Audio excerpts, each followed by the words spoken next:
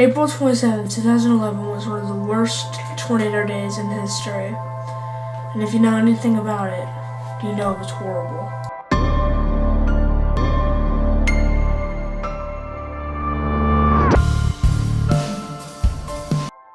The first EF5 of the day, the Philadelphia EF5 tornado, would touch down at 2:40 p.m.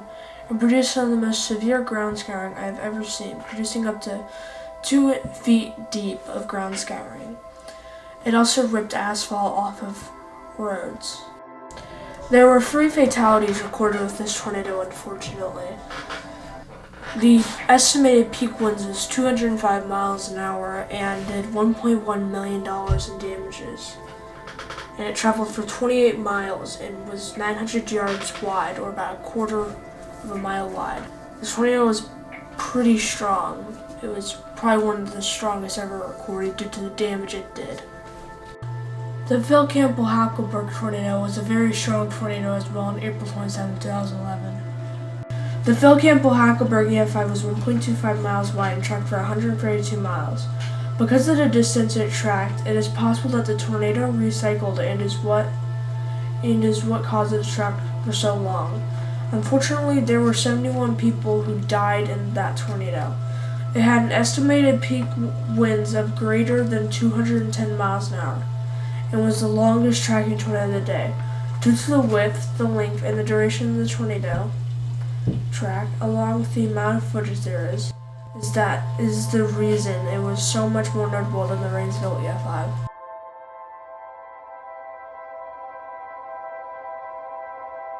The Smithville EF5 is the next major tornado that stole the event for Rainsville. The tornado was extremely strong. It was very notable because of the unique damage it did. It tossed a Ford Explorer into the Smithville water tower, leaving an infamous and permanent dent in the water tower. It dislodged a concrete foundation for our home. It ripped up a waste pipe out of the ground and tossed it like it was nothing. It was able to pull curtains for people's wall seals, and it turned a funeral home into tiny pieces of rubble. It was moving at 60 miles an hour and did all of that. One of the costliest tornadoes, and was the costliest tornado at the time, was the Tuscaloosa Birmingham EF4. It cost $2.4 billion in damages and was 80 miles long, which was 1.5 miles wide, but some estimate it to be 2 miles wide. There were unfortunately 64 fatalities from this tornado. It hit some of the most impressive horizontal vortices. A horizontal vortice is a phenomenon of a tornado in which the tornado has noodles coming from the side or even wrapping around the tornado like a snake. Due to the damage it did and record-breaking costs at the time, it made it so much more talked about than the Rainsville EF5.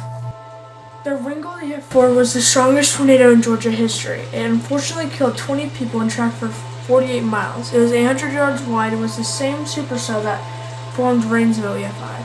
Because it was the strongest tornado in Georgia history and had infamous footage from a Georgia Skycam, the Rainsville EF4 is more often talked about than Rainsville.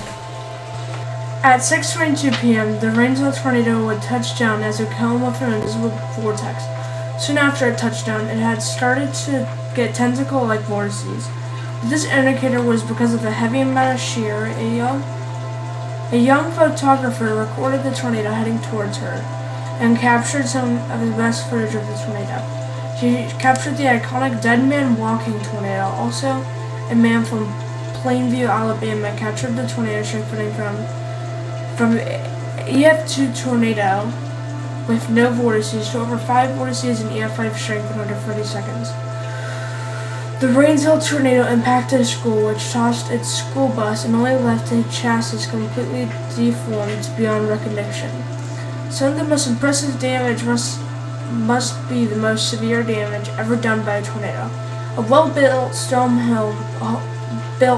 home was hit directly head-on. The concrete foundation was completely cracked and violently ripped from its location. The concrete that went into the ground was ripped and turned to dust. The concrete was 3 to 4 feet in the ground and afterwards was gone because of the tornado's powerful updraft. Even if someone had a basement, they would not survive. All of these factors make it one of the few tornadoes where someone would rarely survive, even in a basement or a storm cellar. 3 people were recorded talking about their experience. One family had their driveway completely stripped off the ground. The porch, made from pure concrete, was completely shattered and lofted, leaving nothing there. An 800-pound safe was anchored into the ground in their home and was tossed. It was completely destroyed, with the door of the safe never to be found. They had a storm cellar, but had already fled the tornado in their car. Their neighbors took shelter in the family's unused storm shelter. The shelter door was ripped off, but fortunately the neighbors made it out alive with no major injuries. The husband's truck was completely mangled and destroyed beyond recognition. Thankfully, the family and the rest of the tornadoes were okay with no injuries. Another individual was in his house as the tornado ripped through his neighborhood, but his house was the only one to survive the outer bands of the tornado. An iconic photo was taken by a man who saw the tornado leaving the area. Another reason the tornado was forgotten was because of lack of radar coverage in the area. The closest radar tower to Rainsville, which is what the NWS in Birmingham was using, went down. But because of last-minute decisions made by the NWS in warning the public, the death toll could have been much higher. Rainsville EF5 tornado was forgotten for several reasons. The day it was on, April 27, 2011, had many other notable tornadoes that saw the event. The Philadelphia EF5, the Phil Campbell Hackleburg EF5, Smithville EF5, Tuscaloosa, Birmingham EF4, and the Ringgold EF4 were all record-breaking and had much more footage taken and shared on them. The radar outages also contributed to the tornado being forgotten, meaning only footage could be shared afterwards when the power was restored. The Rainsville EF5 was an extraordinarily strong tornado and should not be forgotten.